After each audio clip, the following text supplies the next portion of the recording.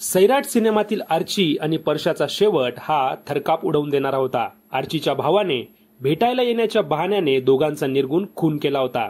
या सीनमुळे प्रेक्षक खुर्चीवर अक्षरशः खिळून राहिले होते। नंतर हा फक्त सिनेमा आहे, प्रत्यक्षात नाही असं म्हणत सर्वांनी आपल्या मनाची समजूत काढली। मात्र सैराटच्या सीनलाही लाजवेल अशी हृदय पिळवटवून टाकणारी घटना संभाजीनगरमध्ये प्रत्यक्षात घडली होती। या घटनेतील आरोपी आई आणि भावाला जन्मठेपेची शिक्षा सुनावण्यात आली आहे। मात्र या शिक्षेमुळे ही घटना आता पुन्हा एकदा ताजी झाली आहे। ही घटना घडली होती 2021 मध्ये संभाजीनगर मधील वैजापूर येथे। वैजापूर तालुक्यातील गोयगाव येथील रहिवासी 19 वर्षाची कीर्ती आणि लाडगाव येथील रहिवासी 23 वर्षीय अविनाश थोरे यांचं एकमेकांवर प्रेम होतं आणि दोघांना लग्न करायचं होतं। मात्र घरच्यांचा या लग्नाला विरोध होता। स्वजातीय असून देखील प्रेमविवाहामुळे आपली बदनामी होईल असं कीर्तीच्या घरच्यांना वाटत होतं। अखेर कीर्ती आणि अविनाश या दोघांनी पळून जात जून 2021 मध्ये आळंदी येथे विवाह केला। विवाहानंतर दोघांचा सुखी संसार सुरू झाला आणि ते अविनाशच्या गावी लाडगाव शिवारात राहू लागले।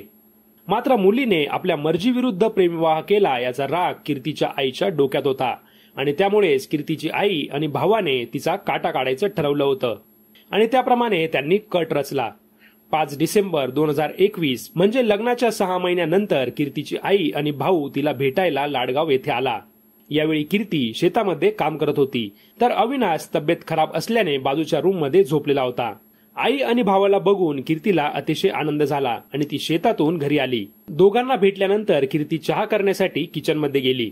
कीर्तीच्या मागून तिची आई शोभा आणि भाऊ संकेत हे देखील तिच्या मागे किचन मध्ये गेले। कीर्तीला काही कळण्याच्या आत शोभाने कीर्तीचे पाय पकडले आणि भाऊ संकेतने पिशवीतून आणलेल्या कोयत्याने कीर्तीच्या मानेवर सपासप वार केले। कीर्तीचे मुंडके छाटेपर्यंत संकेत वार करत होता। यानंतर संकेतने कीर्तीच्या छाटलेल्या मुंडक्यासोबत बाहेर येऊन मोबाईल मध्ये सेल्फी काढला आणि यानंतर दोघांनी पोलीस स्टेशन मध्ये आत्मसमर्पण केलं।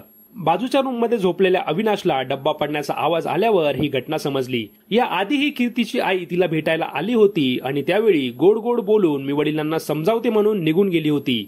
त्यामुळे ती असं काही करेल असं वाटलं नव्हतं असं अविनाशने यावेळी सांगितलं होतं। या हृदय पिळवटवून टाकणाऱ्या घटनेमुळे अख्खं शहर हादरून गेलं होतं। केवळ समाजामुळे सख्खा भाऊ आणि आईने आपल्या पोटच्या मुलीची निर्घृण हत्या केली होती।